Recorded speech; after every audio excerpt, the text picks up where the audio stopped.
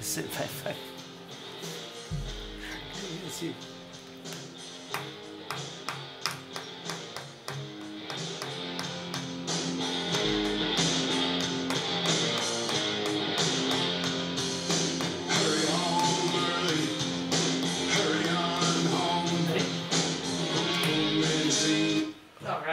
We say Youngstown, Ohio. Oh. That's usually the cutoff point, Joe. There we go. Give me. That's the real cutoff.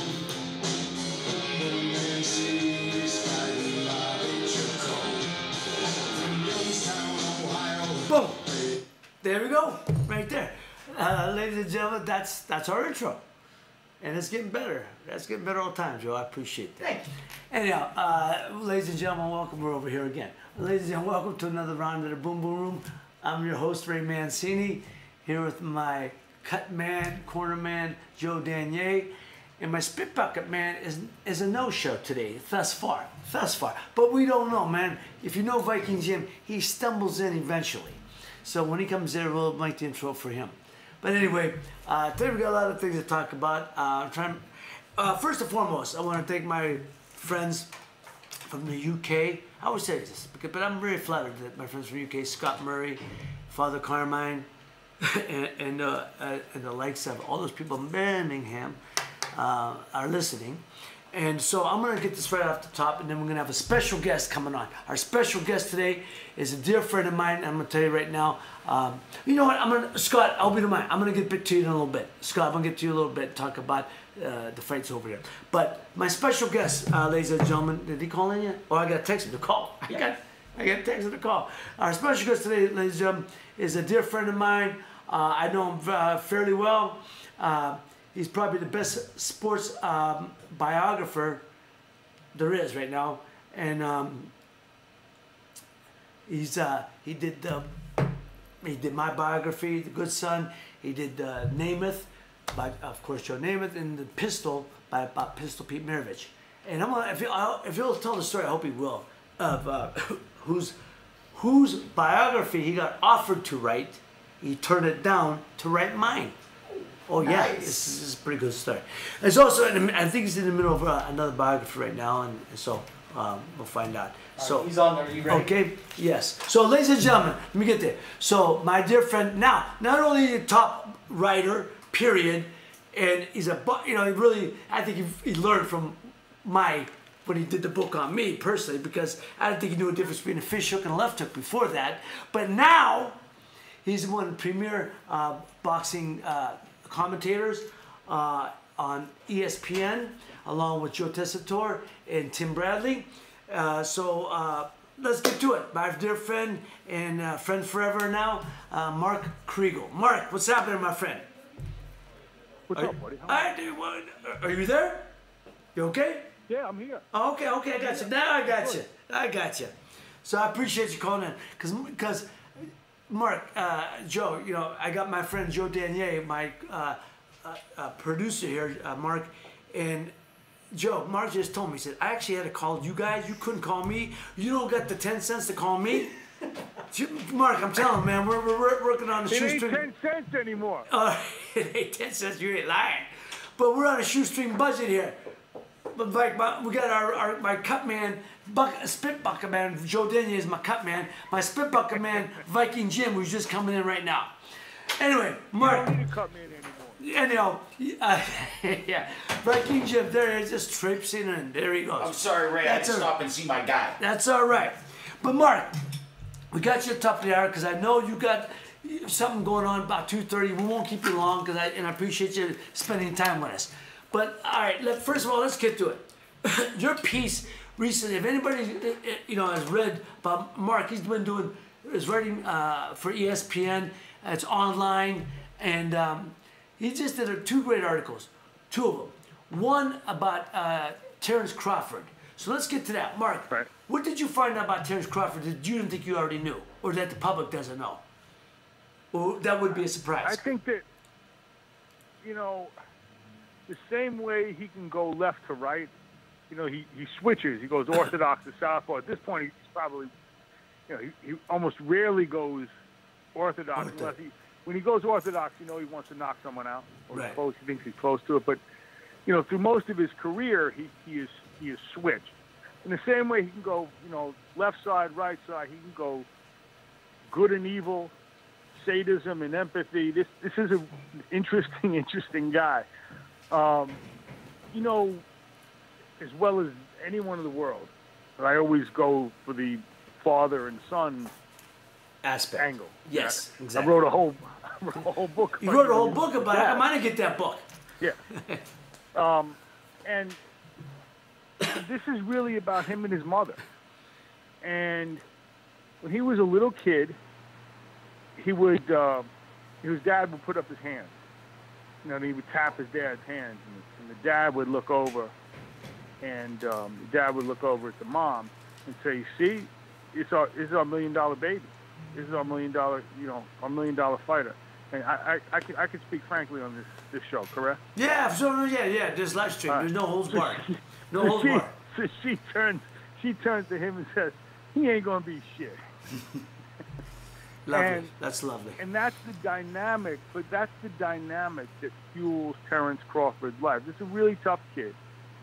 But he was always fighting for his mother's acceptance, her love. It's almost the opposite, the absolute antithesis of what you grew up with. You grew up with a father who was going to love you whether you were a fighter or not, right. Whether you won the title for him or not. You put that all on yourself. Right. Right. Crawford's mom wouldn't tell him she loved him, wouldn't tell him she was proud of him until the Indongo fight, and she got her own damages. Yeah, obviously. But that fuels him. He'll tell you that's why I'm as hard as I am, and I was always trying to prove, Mom, are you proud of me? She didn't tell him she was proud of him until he unified the belts at 140, beat the kid Julius Indongo. She finally said, I'm proud of you. And when he went to Scotland to fight Ricky Burns for his first title, lightweight title, right. She did the same thing. She goes, I don't know why you train so hard. You just go over there and get your ass kicked. And I asked her about it. I said, why were you like that with him? And she says, well, I know if I say that to him, he's going all the way to whoop some ass. Yeah, right. She thinks it's going to motivate him and fuel him. Right. Go ahead, I'm sorry. But wait, one other thing with her, so why don't you tell the kid, you love him? And he goes, my kids know I love him, but I don't use that kind of language. I said, well, why not? What's the problem? He says, well, that's a hurting word. I said, what do you mean by that? And she said, well, it's just a matter of time. Love turns to hate. And I thought, it was pretty interesting. Yeah. That's her own, history in there. But that's what made Crawford. And he can be a beautiful, wonderful, sweet guy, does mission work in Africa, but he's also a killer, He'll hurt you. And he'll enjoy hurting you, too. Yeah. I've read that. I read your pieces about him, the piece you wrote. I met him a couple of times, good guy. Tim Bradley. Tim's little aloof, right? Very aloof, but that's okay. I mean, you don't need to know me, right. And I don't need to know him that well. So, I'm very cordial, though, very nice. Tim Bradley's very high on him. They've become friends because, correct me if I'm wrong, Terrence became a sparring partner for Tim. And developed a relationship. And he found, how good this kid was. Tim, I think that Tim went a long way toward discovering Terrence Crawford. He wasn't a kid, he didn't make the Olympic team, anything like that. Didn't have a lot of hype with him. He's from the middle of the country. Right. No one, not anyone's really looking to Omaha, Nebraska for the next, great lightweight or welterweight or whatever the case may be. So he didn't have a big hype machine behind him. Right. And Tim needed. I love working with this guy. Yeah, he's great. But great. Tim was fighting Devin. I think it was Devin Alexander, lefty. Yes. He needed a southpaw.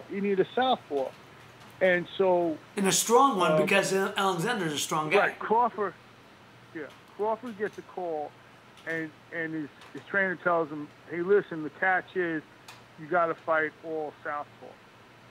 And he goes, "Yeah, all right, no problem." and he shows up, and Tim will tell you, he beat the hell out of me.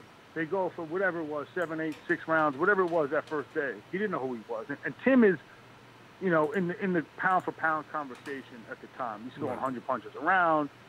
He's in the best shape of his life. He's hungry.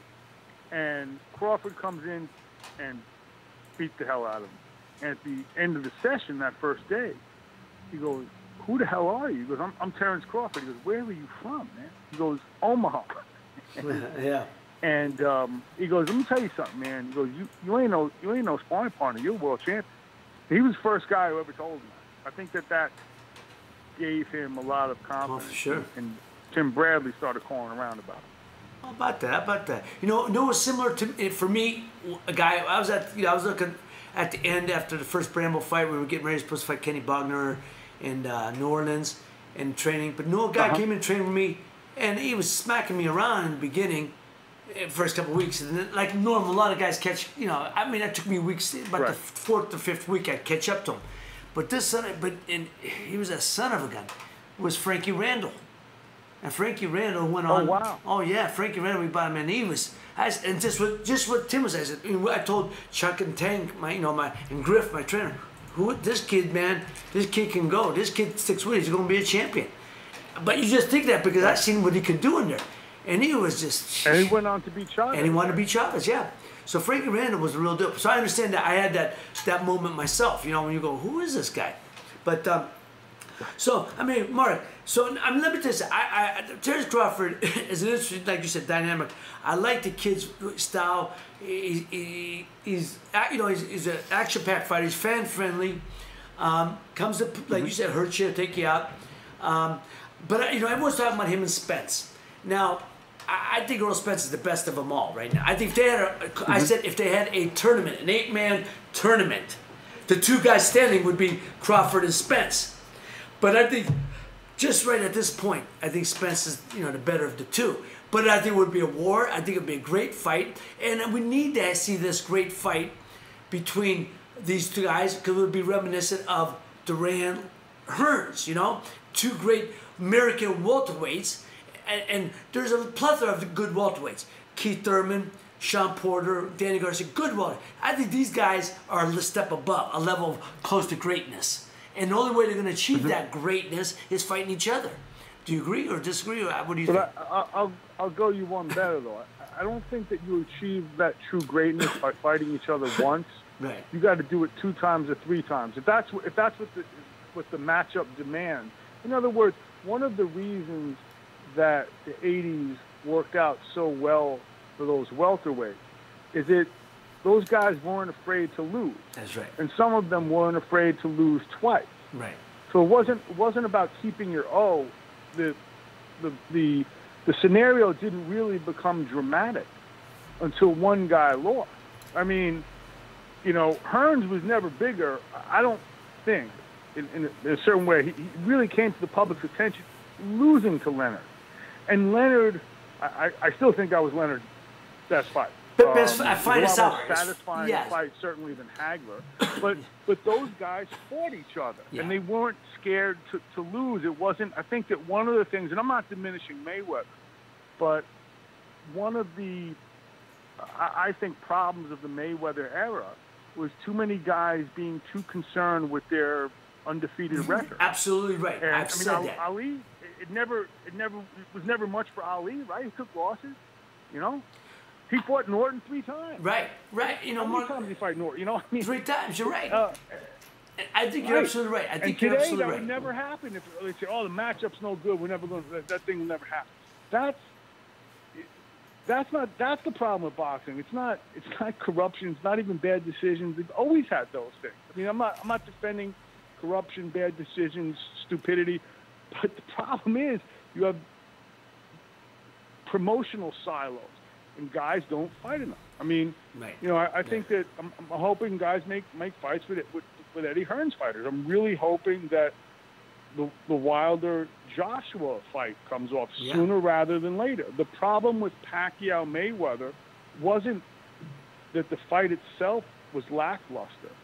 The problem to me was that those guys fought once in the time in longer time than it took. Right. It took longer for those guys to fight once than it took Ali and Frazier to have a trilogy. Look at you and Bramble. Right. You lost, you come back, you fight him again. I want that one. Yeah, Okay, yeah. that was It was it. 6 months later. We fought 6 months later. And that's Yeah. what you, look, and Leonard Duran, you know, June and in November. You know, Correct. I mean, that's the thing. Mark, you're absolutely right. And that's the one thing I say about Bob Arum. And even recently, I've heard Eric Gomez at Golden Boy say it. I'm glad he said it.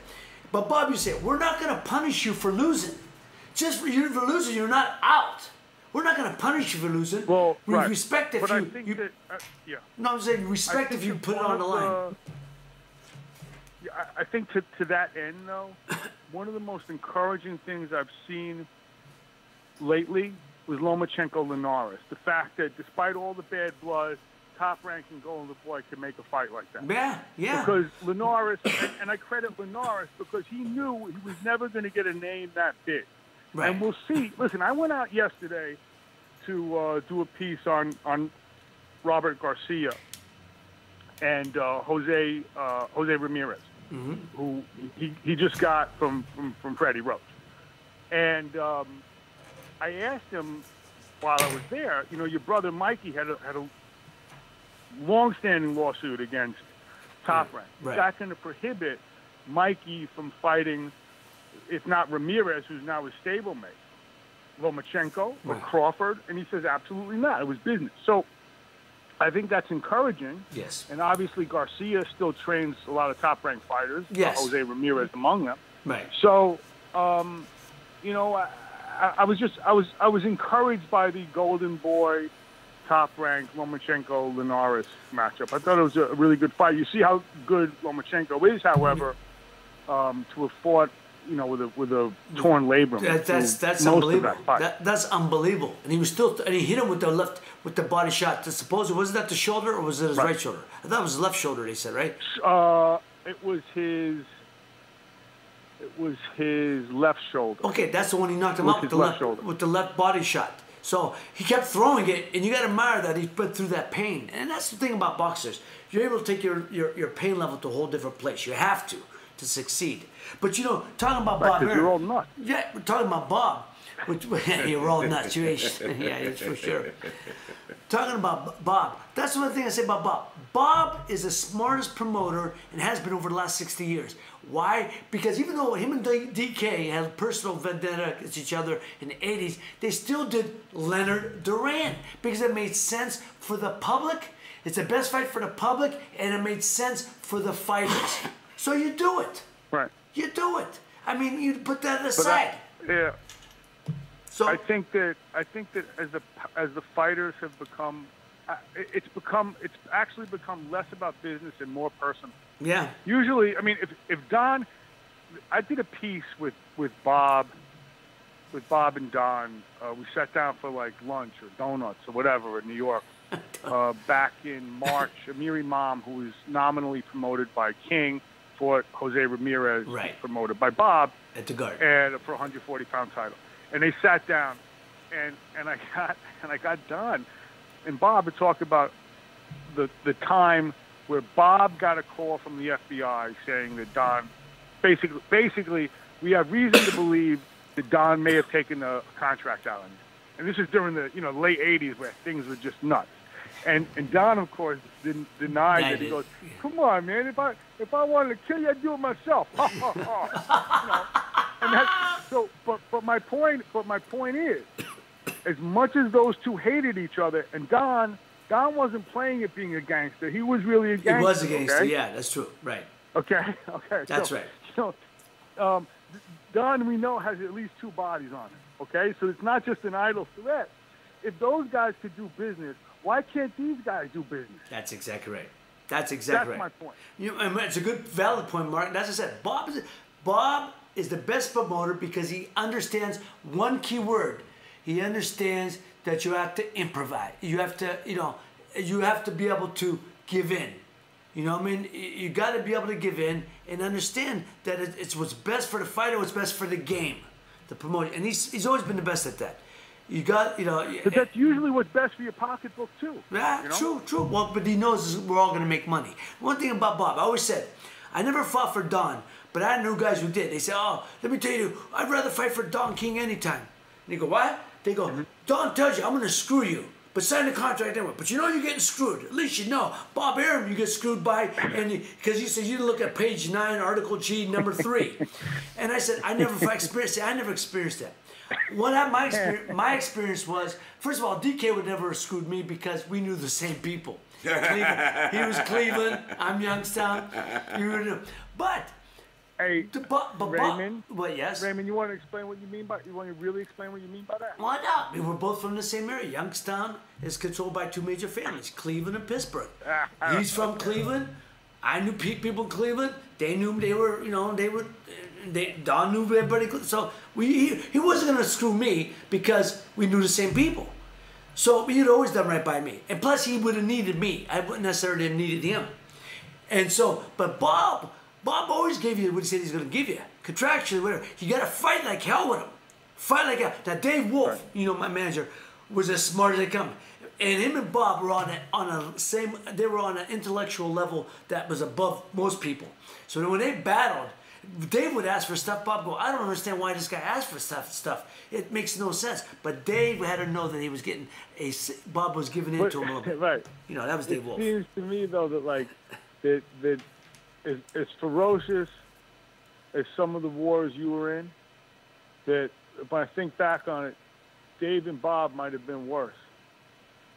No, I understand. Dave had to do how many steps into the ring. And right. Those guys still talk about it. Yeah, right. They got to be out in this much time. Yeah. There's got to be 18 steps into the ring, and the lights got to be on. If they're not on, there's no fight. We're not coming out. No green M&Ms. That's Viking Jim, my spit bucket guy who cradled in after we were talking to you. But he's here, my man's Viking Jim. But now, Mark, real fast. I mean, you're doing things. Now, I see the piece. Not that I know you're going to be going soon, so I want to get some questions real fast. I know you did a piece the other day. I just read about it. I saw it on ESPN on internet with Trae Young. Where do you think this kid's going to go? What do you think? I seem like a nice kid. Seem like a real sweet kid. Probably about 12. I don't mean to I'm not a draft expert. Yeah, I have nothing. I know nothing about that stuff. Yeah. They call me in to do some basketball pieces. Right. What fascinates me about this kid is, first of all, it's a real heavy-duty father-son story. Right. His dad was a real player at Texas Tech, not quite good enough to play in the league, but he ruined his ankle in Europe, in Italy. Okay. A compound fracture, really gruesome. And he's one of these guys who, kept playing at the Y, thinking he was going to get a call. Right. And Trae Young's earliest basketball memory is like sitting on a ball, watching his old man play. Right. The second thing that's interesting about Young to me is the idea of his stature. Now, the big knock on him is that he's too small, too skinny. Right. But by the same token, the attraction to him, to his game, the way he moves, has to do with him being slight of stature. Right, because he can move between guys, slide between guys. But it's like the old Chamberlain quote: "No one roots for Goliath," but they do root for the little guy, and it's the little guys in this game who get the sneaker deals. Yeah. Iverson had a sneaker deal, and Shaq didn't for a time. Right. And it is always a very interesting dynamic there. So the whole attraction is based on his stature. The other thing is he's really the first, in a larger sense, the first child of the Steph Curry generation. Right. So right. He probably, wherever he's going to go in this draft, I don't think it would have been in the first round if it hadn't been for Steph Curry first. Steph Curry's example allows you to imagine what his success may look like. And let's also remember, Steph Curry didn't become Steph Curry overnight. There was ankle. It took a couple of years. All of that. Yeah, it took a couple of years. Yeah. 2 or 3 years, right? Right. Yeah. Well, you know what? It's funny you said. So, I'm sorry. Go ahead. Go. No. what I was going to say is your points are very valid. He's about 6'1", 6'6". I never knew Seth Curry was 6'3", and he's 6'3", but this kid's about 6'1 and a half. They say. And they're both 6'2", they're about. Right. Yeah. But you're right. His range is out of, I'm hoping. Cleveland's got number 8, and they're talking about taking him. I've been there. There's different things. I would hope they could, because we need somebody to combat, the Seth Curry thing. And the other thing with that, everyone thinks LeBron's leaving. I'm one of the few that doesn't. I really don't think. Only reason he leaves, in my opinion, is because of his son. Because ball in L.A., high school ball in L.A., and travel ball, AAU ball in There's L.A. no more high school ball anymore. It's all AAU. There is no high school ball. It's all, AAU ball in L.A. is different than back east here. So that's why I think if he's doing it, because I don't think he's already out now. He's got 2 homes in Brentwood. He's already in the entertainment business. Why would he go to, they're talking about going, Stephen A. That's exactly what. Ray, I love you. Yeah. You're the only guy. You're the only guy wants to go back to the snow in February. Me, I don't think that's a normal thing. I love you. I love how connected you are to Youngstown. I love writing about Youngstown. I love writing about you in Youngstown. I like the idea of it. But no one's going back there in February. You're the only one. Yeah. You're true blue. But the rest of the world, the rest of the planet, if you got a choice between Cleveland in winter and Brentwood, most people taking Brentwood. Yeah. I know that's crazy to you. I understand. But the rest of us, it's same, brother.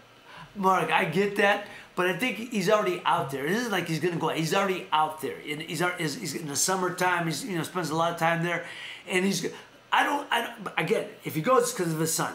I think he's got a relationship now with the city. He's built it back up, and I think he's doing so many good things. Yeah, but that's my point. He built it. He built it back up. Now he goes to L.A. He restores the great franchise. Could be of the Lakers. He Yeah. brings along the young players. But he's not going to win no He's not going to win no championship there, and he ain't even going to get to the finals. That's the thing. Kawhi, I tell you what, if Kawhi Leonard comes, and Kyle Kuzma, they got the good blood. Ball kid. And Mark, but you know what this is? I hear, and this is what I've heard. I've heard they're actually making more of a pitch for Kawhi than LeBron. That's what I heard. They're actually making more of a pitch to get Kawhi there. And I know Kawhi wants to be there. Kawhi said he wants to be there. Yeah, he said that. And I know, and Pop tried to make the pitch to him. So they got to get something for it. And they got some good pieces, with Kuzma and Randall. They ain't going to give up Randall, I don't think. But, I look. But I think, LeBron playing there, I think he stays. I'm going to go on a limb. I say stays because of the goodwill. He's in the entertainment business anyway. And I agree with what you're saying that February where you want to be. But let's look at they're traveling. He's on the road half the time anyhow, and so it could be anywhere. It could be any of his kids. But the next, I'm in the boom room next. Right. We're gonna have a whole thing how Kriegel was right. Okay, that's the next time we'll do that. I mean, it happens once every century. Don't happen often. No, you're right. We're going to say Kriegel was right. But, okay. All right, who do you? In LA. Two things on real fast. I'll let you go because I know you got to go. Yeah. Who's the pop out? Who's the surprise star of this? Donovan Mitchell was for many this class of last year. Who do you think's the pop out's the hidden secret? The guy that nobody sees. I think the kid. I don't know if there's a hidden. I don't got a hidden secret. I'm not smart enough. The two kids that I like the most are Bamba, right? The kid from Texas by way of Harlem, right? And Luka Doncic. He's been playing with men. Since he was 13. Since he was 13. Yeah, I do. Hey, Stephen A. Your boy Stephen A. He's tough on these guys, man. Stephen A. He's tough on these guys. Doncic's a good player. You don't want to give up because you always go by with these talent. They got more natural talent.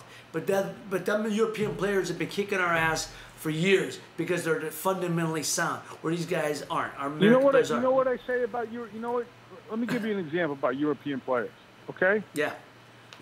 I think people think about European players the same way fight guys thought about British fighters. Right. it's no longer true, right? The Brits are carrying the game in a certain weight class. That's right. Used to be, you know, British heavyweight, you just laugh. Right. British heavyweight, oh, he's going to be horizontal. A little, you know, he's there to lose. He's going to get to a certain point, he's going to lose. That's no longer the case. So I think that, you know, the thought on European basketball players is very similar as it was to British fighters. I got you. You know? I got you. Which is dismiss them at your own peril. Right. I got you. I love you. I say, my brother, I can't thank you enough.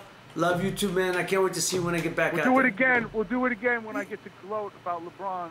Okay. The Lakers. We'll have you on next week after this. I don't got any skin He ain't going Lakers. He ain't going Lakers. He ain't going. I'm telling you, there's no need to. Magic's recruiting, but no. It ain't going to be like, I don't think it's the Clips. I think he stays. And I will gloat to you. I think he stays. All right. All right, brother. Thank you so much. Either way, I'm good. Either way, I'm good for dinner when you come out. All good. Right? You got it, my friend. You got it. All right. We'll call Eddie. Later, buddy. All right, baby. Thank you. Take Thank care, you so much. Bye-bye. Bye. Ladies and gentlemen, that was my guest, Mark Kriegel, writer extraordinaire. I mean, look, forget my book. Read Namath and Pistol, the first two books he did. In fact, I meant to ask Mark what he's writing now. I know he's writing a book now. He was in somebody else's biography, and I'm not sure whose. Well, I think I do know one. I know, but so for some reason I think there was a little problem, and so he stopped writing it. But maybe he's still doing it. But I don't want to say it because if he's not doing it, then you know it's for naught. Yeah. But anyhow, I'm gonna tell you a story. I should wanted to ask him. I didn't get the time. He was asked when he said he brought to Simon & Schuster was the publisher. Yeah. He said to them, came to them about doing the book. He owed them one more. He said, I owe the publisher one more. He went about writing the book on my life. He says, I'll tell you what, I'll use my own money to start off and see if you don't like what I write, we'll scratch it. Because they didn't want to get in advance. Because they already offered him a book to write, and he wasn't interested in doing it. Different subject. No, sports book. Okay. But it was on. They wanted him to write the book on Michael Jordan. Oh. And he said, Michael Jordan. I said, well, what am I going to write that hasn't been written? What am I going to write that nobody knows? That he's got a gambling problem? Everyone knows that now. So that he turned that down to write my life story, and I said, I beat Michael Jordan. So I thought that was a great credit to him, just because he really felt. And our book did well. And you know, your story is way more compelling. And I'm not just blowing smoke up your ass. Your story is way more compelling. I appreciate that, Mike. But that's the thing. We don't know Michael Jordan's story. We only know what we know. Yo, have you ever met him? I met him yes, I did. I met him on a set of a commercial. A kid from Youngstown, Stevie Carmendi. Okay. Joe Pitka did all of the commercials for Nike. Joe Pitka was his guy, commercial guy. Nobody else got. And Joe Pitka wound up doing a couple of movies. One of them with Jordan did the Bugs Bunny with the cartoon, right? Yeah. You know, I forgot the name of the movie. Terrible flick. I can't think of the name of it anyway. But it made a shitload of money. It did. They'll let him again. Made a ton of money. And are we gonna get need for that one too, Joe? Probably. Jesus, man, I gotta stop. Just don't blaspheme. Oh, okay, yeah, I can take these out. Don't blaspheme, right? But he made a ton of money with that. But the movie made a lot of money. Space Jam. Yeah. So, but Michael, you know, other than that, I said, oh, Joe Pitka directed that. But Joe Pitka's, kid from Stevie Carmendi's from Struthers here. I knew Stevie since we were in high school. And Stevie was the second assistant director to Joe Pitka forever. So Stevie called me on a set, Michael Jordan dude, and that's where I met. And I have a picture with Michael. Can't find that picture either. But another commercial they were doing, Stevie called me, go do on the Fox slot. They're doing Michael Jackson is doing one of the video. He did the videos for Michael Jackson. It was a commercial for Pepsi with Michael Jackson. Yeah. And you should. So I met Michael Jackson. Well, Michael Jackson, take pictures. I still can't get that. I can't find that picture, which is driving me nuts. But I picture with Michael Jackson. So we took pictures of that. Who comes walking in? Because she was doing a movie on the next soundstage, Madonna. No kidding. So we all took a picture together, all of us. Yeah. Can you find that? You can't find it. Can't find it. You know where it is? It's in the same pile, wherever it may be. You know where it is? The last place you left it. That's it. Yeah. So, but that was Stevie set that up. But anyhow, That's how I met Michael Jordan. So, and the Magic I've got to know. I'm trying to think of but look, we know Michael's public story. And believe me, I'm not so sure if Michael was playing now, they could do it. But even though it was before during the internet, beginning of the internet stage, early 90s, late 70s, the cell phones, internet wasn't really out now. I'm not sure Michael could have done what he did. He was a proficient gambler. That's well known. Yeah. He was going to AC. When they were playing in Philly, he'd go to AC. He was playing a lot. How much he lost, how much he played, we don't know. How much money he had, yeah. How's he going to go broke? But it would be out now. You'd see all the pictures of him in the casinos now. Yeah. But anyhow, a lot of his life, and David Stern, commissioner of the NBA, did a tremendous amount to protect Michael Jordan. Tremendous, far over and above. Why? Because he was the franchise. He was the face of the league. Magic and Bird made it primetime TV. Yeah. Made it primetime. They did those two. They took basketball to the stage, center stage. Michael took it to a whole different level. Mm-hmm. He took it internationally. Mm-hmm. Internationally. So, and Stern knew what he had. So he protected that and Michael called the shots. So anyhow, but let's get to the stuff. I want to get out of here with the next. Sorry, I didn't mean to sidebar you. No. I'm talking about these mock drafts. So we're talking about NBA mock draft. Then we're going to get to more fighting. NBA mock draft. So everyone has DeAndre Ayton going to the Suns, number 1. But it looks like a natural. He's a freak. They say physical freak, can jump off the ceiling. So why not? And the Suns need to start big. It's starting with, it's a shooter's. As Mark just said, it's a point guard. The guards game. Really, I was listening this afternoon to a couple guys during the draft. A couple coaches. John Calipari came on. Coach of Villanova. I forgot Jay. I forgot his last name. Not Jay Balas. Jay. But they all said there's no positions anymore. There's no position. The man got to play multiple. You got Caleb coming outside. He goes inside, but is he a 5 or a 4 or 5? Well, power forward or center. Well, he plays it all. So he plays on the outside. He shoots from the outside. So really, and I think that Golden State Warriors proved. They got a lot of 5 small guys out there. Who's the point guard? LeBron's supposed to be a power forward. He'd bring it down. Even when Kyrie he brought it down. A specific position players really are thinking of that.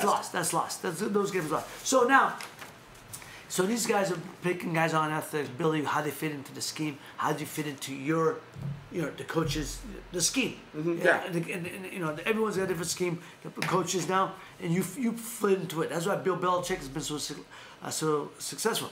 They have a certain way they play. And players fit into those slots. Right. Or they don't. They get moved out. They come. So anybody can move into the slot because it's the way we play the game. It's our system. You got to play in the system. Mm-hmm. So if in basketball, it's very similar to that. So that's why.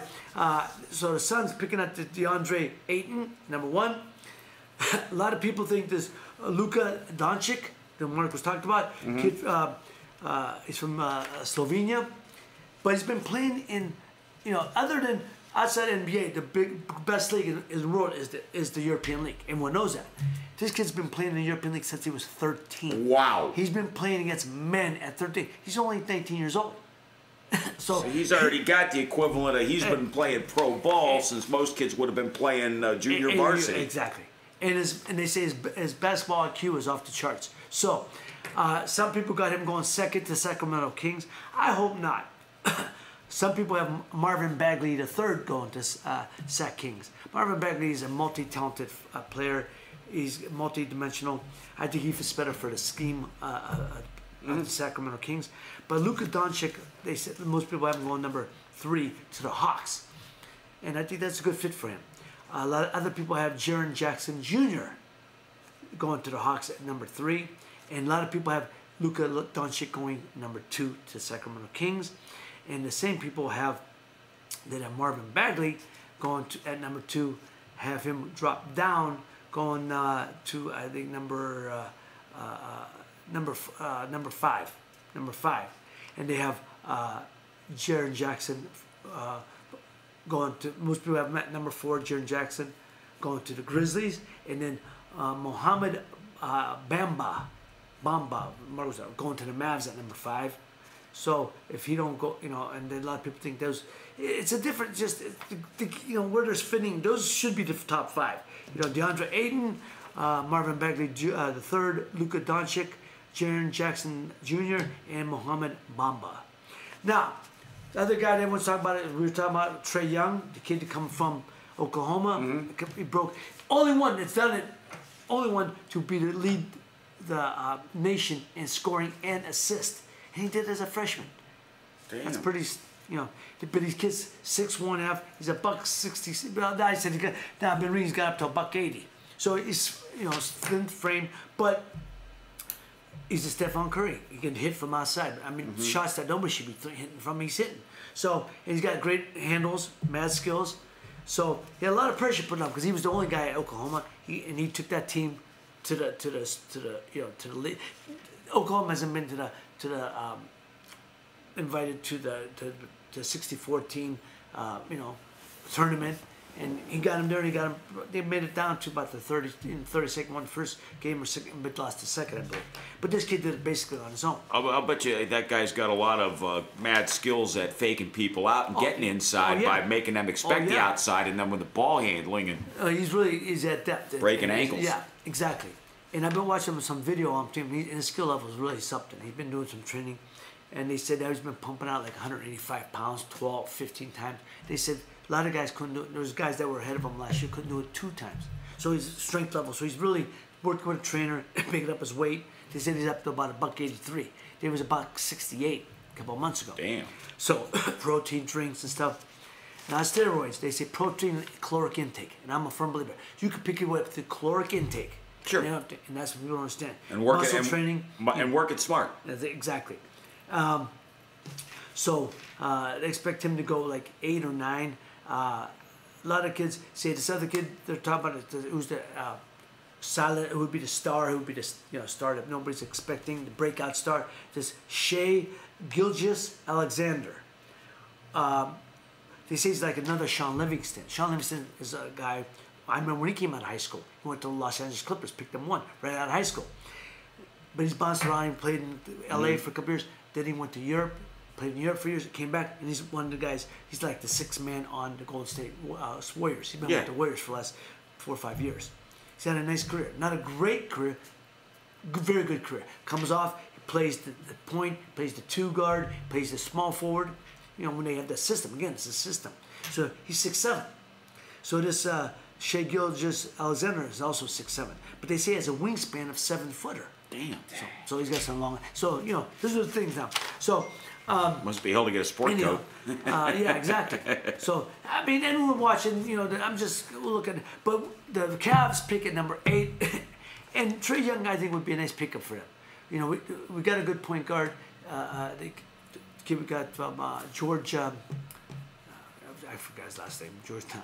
But we got over from brought in from Utah, and so I'm sorry, Indiana Pacers, not Utah, Indiana Pacers, and he's a good, solid guy. But this kid could, his skill level is pretty special, and he can hit that outside shot. Anyhow, the sleepers, a lot of people think this kid Kevin Knox, and when Kevin Knox, they're talking about him going as the sleeper, and another sleeper they're talking about.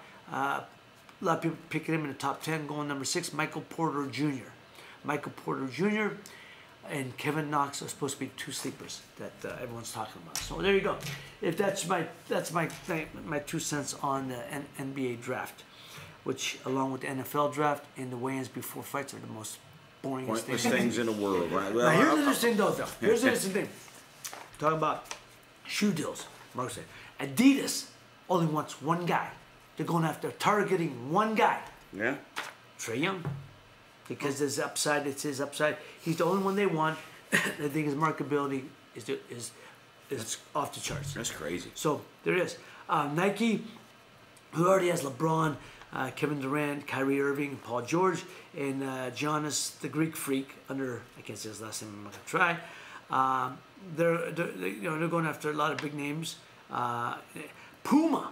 How about this? Puma's making a comeback. I totally forgot about Puma. Puma is making a comeback, and they're making a big. They're making offers out to like Marvin Bagley III, DeAndre Ayton. I think Ayton made a deal with them already, and I think they have one with Bagley. And these are the guys, and another guy called Zane Smith from Texas Tech. So they offered Marvin Bagley III, who wasn't even expected to go first, but they offered the biggest rookie contract since KD, since Kevin Durant. 7-year, $60 million contract. So he comes out, he's already making $60 million through his shoe deal. Right there. You make more money with clothes. I'm in the wrong line of work. Yeah, man, how about that? So, Dwight Howard, anybody cares, got traded from the Hornets to the Nets. He doesn't want to play for the New Jersey Nets, so they're going to buy him out. And the Hornets got Timothy, remember the guy, our center from Timothy Mozgov, who was here in Cleveland for a while. And okay. He got traded, but I didn't even know. They're working on a buyout for him. Just I'm giving you NBA news, people. You never know what you're gonna get here in the Boom Boom Room. We're a plethora of information, plethora. So there you go. There. Wait till I get him watching soccer, then we're really gonna be up a creek. But so what was it there? How about this? Well, I'm going to talk about something. I'm going to talk about it then. One of my rants. How about this? But so that's what's going on there. NBA power rankings. How about this? They're about the NBA power rankings at this far. And those things based on possible draft in the upcoming year, guys that's still on the roster. Golden State's still number 1. They expect calling it a new dynasty. Houston number 2. Sixers, 76ers number 3. Celtics number 4. Utah number 5. Cavs are nowhere in the top 10.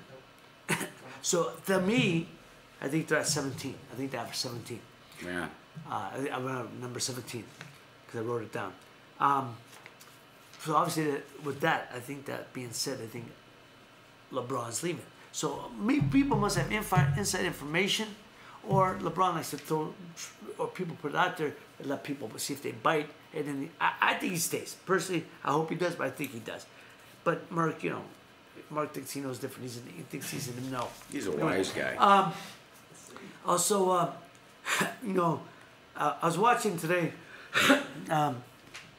Max Kellerman, Stephen A. Smith on First Take, and I like Max. Max, does commentary for HBO, but man, my brother Max,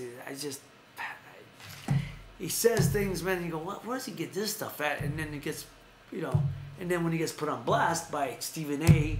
or the other kid they got on now, I forgot his name, but he retracts, or I don't know, Max, stick with your guns, man. You're saying he says K-Love's okay. He's not a great player. He's a good player, very good player. K-Love is a double machine, man. Double machine. So he's an all-star. He's one of the top stars. And you think he's being overpaid? Maybe he thinks you're being overpaid. I don't know. But I just don't. And Stephen A. and Chauncey Billups both said, look, Stephen A. says, K-Love's a solid guy, very good player. He didn't say superstar, but he's a kid. Chauncey Billups says, look, this guy. They both put Max on blast. Right. Max said, well, I think he's a good player. I think he's a great player. He's okay, but I don't think he's worth what he's getting paid. Well, who are you to say? I'm getting paid. Maybe it just boggles me. Man, stick with what you know. Chauncey Billups said, no, man, he's an all-star. He is a top player. Chauncey Billups should know a little bit more. And Stephen A., I don't know Max Kellerman. I like Max personally. I just wonder where he comes from sometimes. These guys think LeBron's going to L.A. Stephen A's been saying that forever. He thinks Kawhi's going to follow him. They think but if my understanding is Kawhi Leonard's the number one guy they want because he has more upside because he's a lot younger than LeBron and he has much mileage. So, and he's from the area. So Kawhi Leonard is actually who I think they're really centering their sights on. It's Kawhi Leonard, and then maybe LeBron after that, or Paul George after that. May I ask a question? Yes, sir. If LeBron leaves, Do you think we're going to see a massive drop off in Cavs fever? Because since the you think the bandwagon's going to empty pretty quick? Oh no, there's no dispute. These people are going to jump off that wagon. I think people in Cleveland aren't because people some of the greatest fans anywhere for any sport, or is it Cleveland, Northeastern Ohio? Yeah. Period in Cleveland, but. I think a lot, people will be jumping off that bandwagon. Yeah, and I think people, certain people there will. There's a hardcore base of Cavs fans that'll go through thick and thin, but it's not nearly as large as the Indians fans. And you saw a lot of that when the Indians, just the last run, or in the '90s. You saw a lot of that as well. But especially the Browns fans, you've got that. But I think the core of hardcore fans are going to be thick and thin with that team. It's much smaller than it is with the other two Cleveland teams. Oh, I believe that. There's no dispute with Indians in there. Yeah, they're Fredo. The Cavs are Fredo. Yeah. The Brownies are Michael. Indians are Sonny. Cavs are Fredo. We know that. I'm not sure. The Browns might be Sonny because they get killed. Well, they're hard to watch. They're hard to watch. Ba-boom! Ba-boom! Oh, God. They're hard to watch, man. They are hard to watch. But hopefully this year, we'll have expectations. I'm a Vikings fan, and I'm pulling for them. What are you going to do? Yeah, there you go. Also, one of the things I want to talk about also is the fights coming up. Talk about Saturday. There's a fight this Saturday in Glasgow, not Glasgow, Glasgow. I learned how to say it. Not Glasgow, not Glasgow, England. Glasgow, Scotland. Not England. That's going to get you killed, right? And it's spectacular. Glasgow is so beautiful, really. Everything you read about the greenery, it's spectacular. And a lot of great historical architecture, historical city. And I didn't get to go into. I was on like a resort area, man. I it's just driving past there. It's just I can't wait to see it. And so there's a world title eliminator. There's a kid named Josh Taylor. Okay. Josh Taylor is trained and promoted by the sons of Barry McGuigan. Now, Barry McGuigan was a great champion. He beat one of the greatest champions of all time, and featherweight champions, and Eusebio Pedroza. Barry beat him and beat him well, in no dispute, and beat him over there in Belfast. You see how I said that? Belfast. And man, his sons, his son Shane trains Barry, and his other son, and I wish I knew his son's first name, man, is the promoter. But it's called the Cyclone Promotions because Barry's nickname was he's from Clones, Belfast, Clones, Belfast, and it was known as the Clones Cyclone. Clones that's Cyclone. A good nickname. Yeah, it is. Cool name. And one of the most loveliest men you ever want to meet. Truly, truly just a champ of a man. And as great a fighter as he was, he's a better person. So, Barry, your sons, God bless you. I wish you the well. Their fighter, Josh Taylor, is promoted and trained by his sons. And Josh Taylor is fighting this weekend. And again, fighting Victor Postal, who's Ukrainian. Victor Postal, good fighter. Hard style, tall, lanky, takes good punch, not a big puncher, but can fight. So I wish Josh Taylor all the best because he's got a headache on his hands with Victor Postal. Victor Postal fought our local Jake Juricio. Decision, Jake. Jake fought him hard, but he won a decision over Jake, and so Victor Postal fought for a title already, and he's fighting for another title eliminator. So I wish Josh Taylor, I hear a lot of good things about him. I wish him well. Fighting Victor Postal this Saturday, the 23rd of June. So over in Glasgow, Scotland. Scott, I hope I did you proud, my brother. Say my best to Barry. He's just a lovely, lovely man. You're going up there, my friend Scott Murray, our friend Scott Murray. He's going to Glasgow with his son, King George. His son's George. I call him King George because it's a common name in England because of King George. Yeah. And so King George, but it's a great, son. His son's a young teenager. He's a good-looking, handsome kid, and they're going over. So it's a great father and son trip. And I'm married, and that's a nice warm fuzzy. It is. It's a beautiful thing to see fathers and sons taking these trips to go to sporting events. So, Scott, enjoy the fight. Also, on boxing news, how about this? Tyson Fury. who made his comeback, defends Mike Tyson against comments made from Deontay Wilder. Deontay Wilder said that he would have taken out Mike Tyson. Tyson Fury, who's named after Mike Tyson, defended him and said, "You're a chinless bum." He called Deontay Wilder a chinless bum. He said, "And I would knock you out." So that's a fight that was talked about at one time, but then Tyson Fury, went away for a couple of years, meaning he just dropped out of the scene. I don't know where he went, but he dropped out of the scene. So he made comments defending Mike Tyson against Deontay Wilder. Deontay Wilder said he would have beat Mike Tyson, and Tyson Fury said no. Fat chance. So, also, guy we were talking about the other day, fight I said I wanted to see, got made. They must have heard me, man. They must have heard us. And I just read it today, so we were first when we said it. Fight I wanted to see, it's happening. Danny Roman and Isaac Dogboe are on track for the Unify, the junior featherweight, which is 122 pounds, titles. Danny Roman won last weekend. And we saw Isaac Dogboe beat Jesse Magdaleno a couple of months ago, and so. I like those light classes. Those are always good fights. That'd be a war. That'd be a good hell of a fight. Terrific. And that was one of my fights I wanted to see. A fall fight for Terrence Crawford. We were just talking about Terrence Crawford. He's fighting, I believe he said October 13th. And it's going to be back at the University of Nebraska.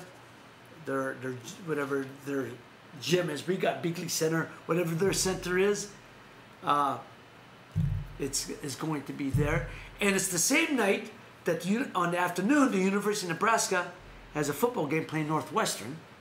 And so that night, they're going to fight, Terrence Crawford is defending his title. They should get a nice crowd.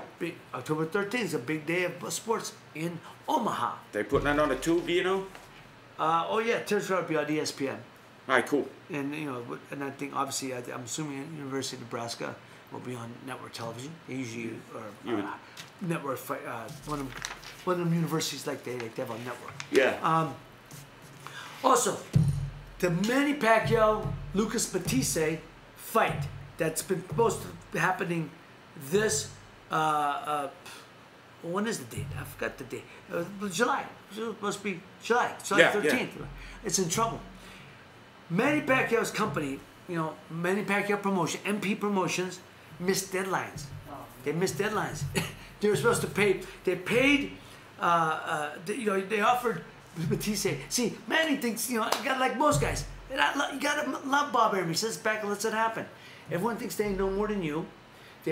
Bob Arum was helping Manny with his own show when he's doing the shows. Started his company. So Bob Arum would do shows in conjunction with Manny.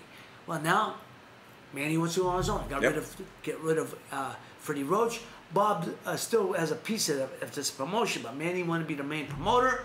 They're doing it over in Malaysia, but he's missed dates, times. He was supposed to put up $500,000. They offered Victor Postol 2.5. Victor Postol. Lucas Batiste, 2.5 million. They paid him $500,000, upfront money. The sign upfront money. They owe him $2 million, and they were supposed to be by a certain date. Date's passed. He hasn't paid it. Didn't pay his bill. Didn't pay the $2 million. So the fight's in trouble. May not happen because there's dates. We used to have those dates X amount by X amount. X amount during a certain date. X amount more at another date. So he missed that already. So he missed deadlines to finance various aspects of the fight, at risk of being called up. Missed Lucas Batiste's deadline, and also a deadline for the promotion, for the TV. He was supposed to pay TV. Never happened. So they're supposed to fight in July. I think that weekend was July 13th. I think it's the date, whatever that Saturday is of that week. Yeah, it'll be the 13th. Yeah. So, but he missed deadline, so it's on the verge of being called off. We'll see what happens there. Errol Spence. Right now, he's supposed to fight a guy from a Cuban contender, Yordenis Ugas, who lives in Miami, Cuban, who lives in Miami. They all live in Miami. But I'm just saying, who defected from Cuba, living in Miami. And he speaks good Cuban. Cuba. Cuba. No, well, my kids are Cuban, so my kids are cubano. I always said, it is for my Latino brothers. Mi hijos, su nombre es italiano. Su nombre es italiano. Su sangre es cubano. Which translates, you like how I said it, huh? Right? I said, you like Tony Montana, man. That's the proper accent. First, you might have turned me on a little there, oh, Ray. Man, my man. Which I said, my Cubans, I said, my children, their name is Italian, but their blood is Cuban. And the reason why people, just to get sidetracked, my father said, your name, you're a man, you're Italian, your name's Mancini, you're Italian, your name's not O'Neill, your name's not Attreat, which is my mother's main name is Attreat. You're not, my aunt was an O'Neill, your name, you're Italian. Well, I thought, okay, what's your father's? When I went to Italy for the first time, I told my cousins, my father said, my cousins started laughing. They started laughing. I said, Ray, we don't know what they believe in America, but in Italia, which is, we find it not only in Italy, everywhere else in the world too, you carry your father's name but your mother's blood. Thus, the fact, if your mother's Jewish, you're considered Jewish. You had the Jewish religion. So therefore, yes, therefore, thus, my children are Cubano. But they carry that Mancini name, man. Don't let that, don't get it twisted there. So anyhow, that makes me Hungarian. So Errol Spence was supposed to fight the Cuban contender Yordenis Ugas from Miami, but he doesn't want that fight. That's his mandatory. He doesn't want to. He wants to fight Jesse Vargas. Jesse Vargas, who fought Adrian Broner, I said they fought to a draw, and we thought. But Jesse Vargas said that fight can't happen right away because him and Broner are in negotiations for the rematch. So. But if Adrian Broner is getting jammed up with all kind of legal lawsuits, he may be going to jail. I hope that better happen before he goes. So anyway, that's boxing news. From this weekend and this Saturday from Glasgow. On Glasgow, we got Josh Taylor fighting Victor Postal, and Tyson Fury talked about defending Mike Tyson's honor. Danny Roman and Isaac Dogbe are close on track to fighting for unifying the titles. And Terence Crawford, October 13th. And Pacquiao Matisse in trouble. That fight may not happen. And Errol Spence wants to fight Jesse Vargas next. So, I thought it was interesting. Triple G said this about, when I asked him about Canelo, but the fight finally being made. What are your thoughts on Canelo? He says, I don't care much about. I said I don't care about him as a human being. Just he's there for the fight. I don't care much for him. I don't care about him much as a human being. I just hope he's there for the fight. It's for him a moving punching bag. Pardon me? Yeah, for him it's a moving punching bag. There you go. Piece of gym equipment. Obviously, they're not, That's some trash talk. they're not gonna do no tours for this. Don't have to. The fight speaks for itself. Don't have to. So you save a lot of money that way. But for the next time you see him, you want to see him at the face up at the weigh-in, and you got to get people in between because that could get ugly. Believe me, I've been in weigh-ins where I punched my opponent because they were smack talking and the tension was so high. Yeah. Things had to, You actually smacked the guy at a weigh-in. My manager got, what's the matter with you? You cut him or something? The fight's off. What's the matter with you? That was the morning up. That wasn't the night before. So, yeah. Where are we at here? Okay, we made an hour. Ladies and gentlemen, I'm gonna give you my top 5 list real fast because since we talked about friend Mark Kriegel, I'm gonna give you my I was going to give you a hidden secret here, but, well, I am. Do it anyway. Hidden secret that's coming up. Hasn't even been open yet. What's up? But I'm going to give it to you. It's opening in July. I think I said this before. A new sub shop here in Youngstown. Yeah. Actually in Canfield on 224, right off of Route 11 here in Youngstown. So anybody ever rides off of Route 11 in Canfield, Ohio, stop off. You see Dave's Cosmic Subs. Dave's Cosmic Subs originated in Cleveland. Yeah. It's got a 70s motif, 60s actually. It's motif, Dave, my brother Dave must have smoked a lot of herb back. I might know the guy. You might know him. A lot of herb back there. So everything, but his subs, Cosmic Subs, it's a cosmic feel, man.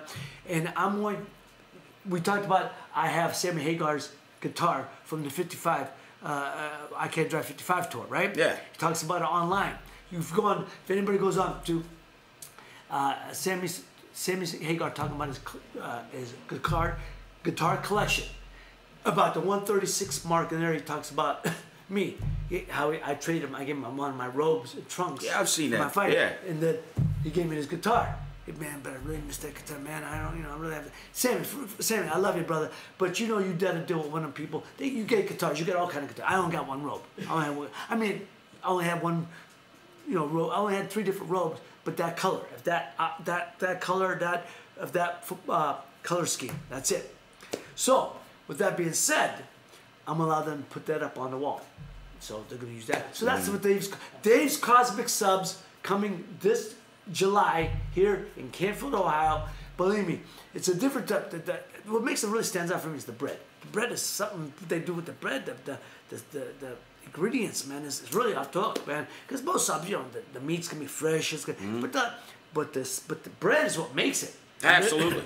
And this bread is gonna be off the hook. So Dave's Cosmic Subs here. That's the hidden secret. Hasn't opened yet. I'll be talking more about it as we get closer because I get someone be a spokesperson for them, and my deal is I get subs for life.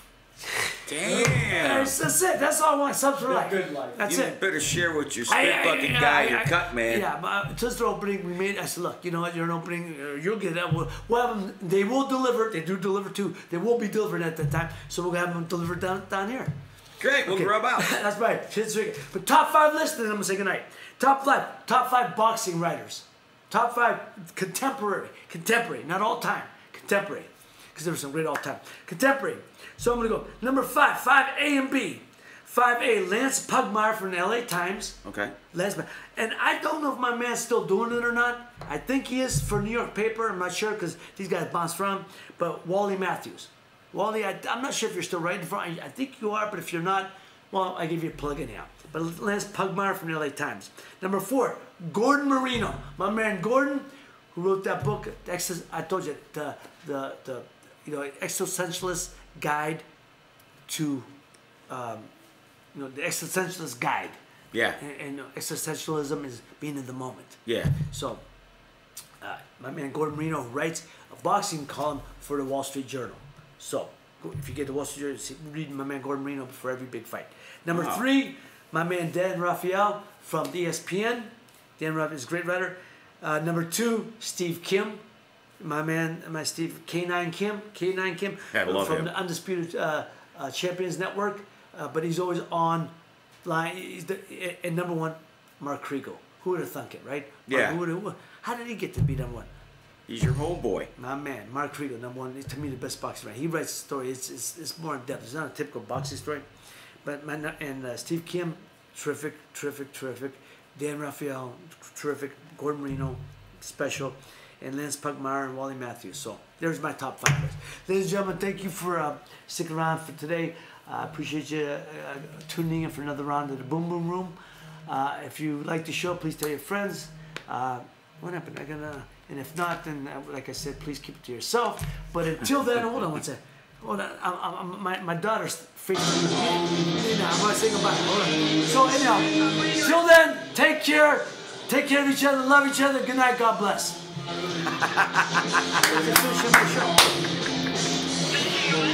Hold on one second.